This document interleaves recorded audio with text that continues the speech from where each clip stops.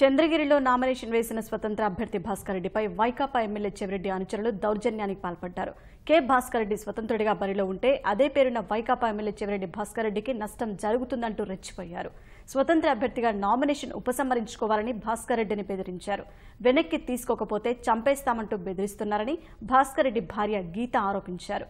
ఈ మేరకు వైకాపా ఎమ్మెల్యే చెవిరెడ్డి భాస్కర్ రెడ్డిపై స్వతంత్ర అభ్యర్థి కె భాస్కర్ రెడ్డి భార్య గీత ముత్యాలరెడ్డిపల్లె పోలీస్ స్టేషన్లో ఫిర్యాదు చేశారు. తమ కుటుంబానికి రక్షణ కల్పించాలని పోలీసులను కోరారు.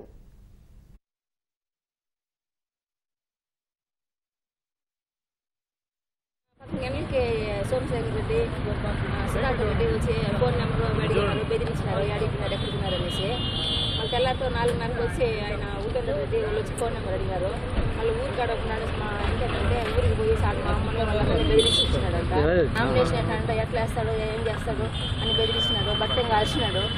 చేయకపోతే నేను మళ్ళీ చాలా ఇబ్బంది పడతారు పిల్లకాయలు మీరు అని బెదిరించిన చంద్రశేఖర్ రెడ్డి వైఎస్ఆర్సీపీ కొన్నేరు బస్ తీసుకెళ్ళదు. వాళ్ళు వచ్చి బెదిరించినారు. మా ఇంట్లో నామినేషన్ వేసినాడు అనేసి. నామినేషన్ వేసినారు. ఎందుకు వేసినారు నామినేషను మమ్మల్ని కాదనేసి, మేము కాదు జాగాలన్నీ ఇచ్చినాము, అన్నీ చేసినాము అనేసి బెదిరించినారు. వాళ్ళ పార్టీ ఇదే ఇట్లా విత్డ్రా చేసుకోమంటున్నారు. విత్డ్రా చేసుకోకపోతే ఎలక్షన్ అయిపోయినాక ఏదో చేస్తారంట, చంపేస్తామని అవన్నీ బెదిరిస్తూ ఉన్నారు.